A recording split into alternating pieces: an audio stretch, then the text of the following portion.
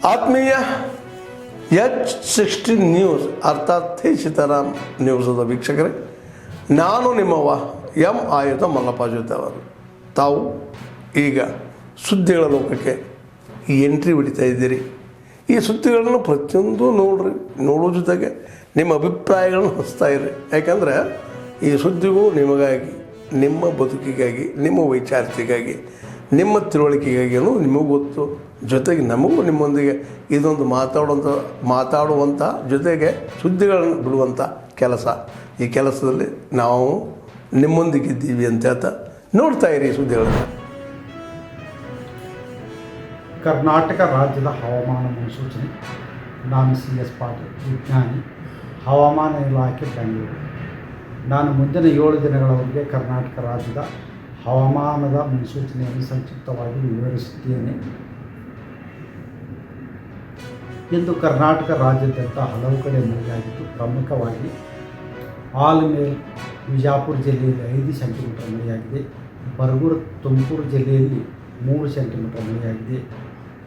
ಈಗಿರುವ ಹವಾಮಾನದ ಸಿನಾಪ್ಟಿಕ್ ಸ್ಥಿತಿ ಏನೆಂದರೆ, ಶಿಯರ್ ಝೋನು 15 ಡಿಗ್ರಿ ಉತ್ತರ ಅಕ್ಷಾಂಶದ ಉದ್ದಕ್ಕೂ ಇದ್ದು, ಅದು 3.1 ಮತ್ತು 4.5 ಕಿಲೋಮೀಟರ್ ಎತ್ತರದ ಮಧ್ಯದಲ್ಲಿ ಇದೆ. ಇದರ ಪ್ರಭಾವದಿಂದ ಕರ್ನಾಟಕ ರಾಜ್ಯಾದ್ಯಂತ ಜೂನ್ 10 ಹಾಗೂ 11ರಂದು ಹಲವು ಕಡೆ ಮಳೆಯಾಗುವ ಹೆಚ್ಚಿನ ಸಾಧ್ಯತೆ ಇತ್ತು. ಜೂನ್ 12ರಿಂದ ಜೂನ್ 16ರವರೆಗೆ ಕರಾವಳಿ, ಉತ್ತರ ಹಾಗೂ ದಕ್ಷಿಣ ಒಳನಾಡಿನ ಎಲ್ಲ ಜಿಲ್ಲೆಗಳಲ್ಲಿ ವ್ಯಾಪಕವಾಗಿ ಗುಡುಗು ಮಿಂಚು ಸಮೇತವಾಗಿ ಮಳೆಯಾಗುವ ಹೆಚ್ಚಿನ ಸಾಧ್ಯತೆ ಇದೆ. ಮಳೆಯ ಜೊತೆಗೆ ಗಾಳಿಯ ವೇಗ ಸುಮಾರು 40ರಿಂದ 50 ಕಿಲೋಮೀಟರ್ ಇರುವ ಹೆಚ್ಚಿನ ಸಾಧ್ಯತೆ ಇದೆ. ಉತ್ತರ ಕನ್ನಡ, ಉಡುಪಿ, ದಕ್ಷಿಣ ಕನ್ನಡ, ಶಿವಮೊಗ್ಗ, ಚಿಕ್ಕಮಗಳೂರು, ಕೊಡಗು, ಬೆಳಗಾವಿ, ಧಾರವಾಡ, ಹಾವೇರಿ, ಗದಗ, ವಿಜಯಪುರ, ಬಾಗಲಕೋಟೆ, ಕೊಪ್ಪಳ ಜಿಲ್ಲೆಗಳ ಕೆಲವು ಕಡೆ ಭಾರೀ ಹಾಗೂ ಅತಿ ಭಾರೀ ಮಳೆಯಾಗುವ ಸಾಧ್ಯತೆ ಇದ್ದು, ಜೂನ್ 11ರಂದು ಯೆಲ್ಲೋ ಅಲರ್ಟನ್ನು, ಜೂನ್ 12, 13 ಹಾಗೂ 14ರಂದು ಆರೆಂಜ್ ಅಲರ್ಟನ್ನು ಘೋಷಿಸಲಾಗಿದೆ. ಬೆಂಗಳೂರಿನಲ್ಲಿ ಜೂನ್ 10ರಿಂದ ಜೂನ್ 14ರವರೆಗೆ ಕೆಲವು ಕಡೆ ಹಗುರದಿಂದ ಸಾಧಾರಣವಾಗಿ ಮಳೆಯಾಗುವ ಹೆಚ್ಚಿನ ಸಾಧ್ಯತೆ ಇದೆ.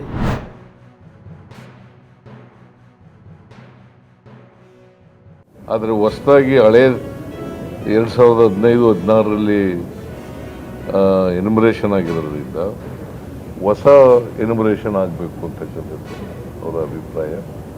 ನಾವು ಕೂಡ ಒಪ್ಕೊಂಡಿದ್ದೀವಿ. ಅದನ್ನು ಇನ್ನೊಂದು ಒಬ್ಬರು ಈಗ ಹೇಗೆ ನಾವು SCಗಳದ್ದು ಸರ್ವೆ ಮಾಡಿಸ್ತಾ ಇದ್ದೀವಿ, ಅದೇ ರೀತಿ ಇನ್ನೊಂದು ನಂಬರ್ಗೋಸ್ಕರ ಎನ್ಯುಮರೇಷನ್ ಮಾಡಿಸ್ತಕ್ಕಂಥದ್ದು. ಸರ್ವೆ ಆದಷ್ಟು ಜಾಗ್ರತೆ. ಈಗ 60 ದಿನನ 70 ದಿನನ 90 ದಿನದೊಳಗಡೆ ಸರ್ವೆ ಆಗ್ಬೇಕು ಕಂಪ್ಲೀಟ್. ಅಷ್ಟೊಳಗಡೆ ರಿಪೋರ್ಟ್ ಎಲ್ಲ ಕೊಟ್ಬಿಡ್ಬೇಕು. ಸೊ ಇದು ಒಂದು ಚರ್ಚೆಯಾಗಿ ತೀರ್ಮಾನ ಆಗಿದೆ.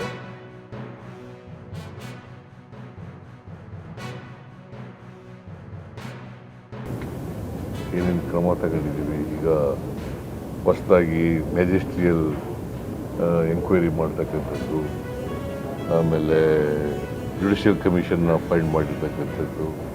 ಅದು 1 man judicial commission headed by ನಿವೃತ್ತ ನ್ಯಾಯಾಧೀಶ ಮಿಸ್ಟರ್ ಮೈಕೇಲ್ ಕುನಾ. ಅದನ್ನು ಎಕ್ಸ್ಪ್ಲೇನ್ ಮಾಡಿದ್ದೀವಿ. ಮತ್ತು 5 ಜನ ಪೊಲೀಸ್ ಆಫೀಸರ್ಸ್ನ ಸಸ್ಪೆಂಡ್ ಮಾಡಿರ್ತಕ್ಕಂಥದ್ದು. ಆಮೇಲೆ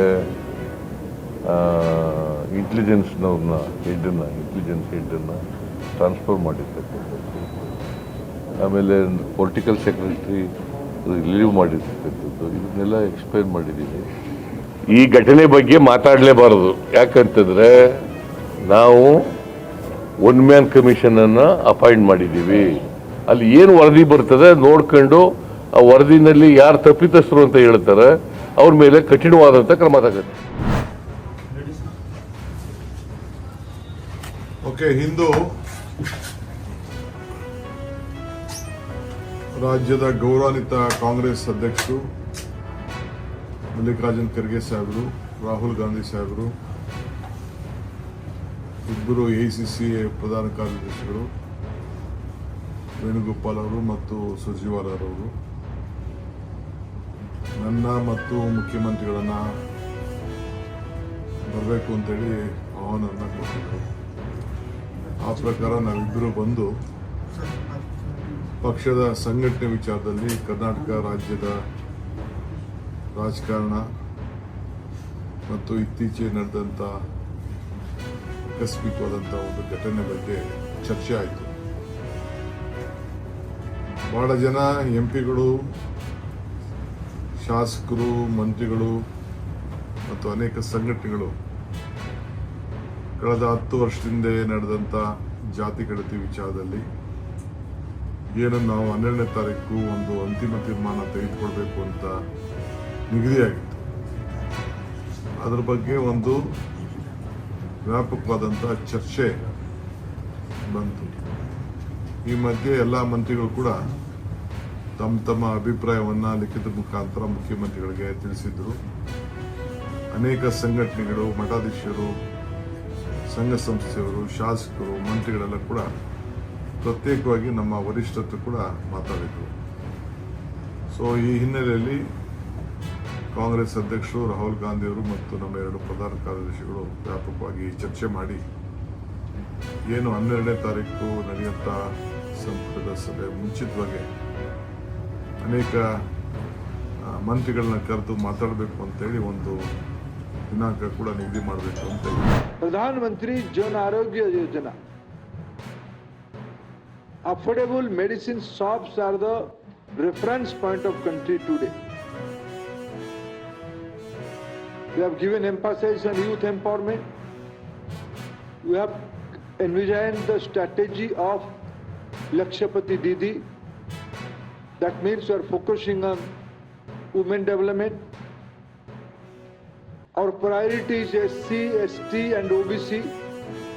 I don't want to detailing the things because all these things are in public domain.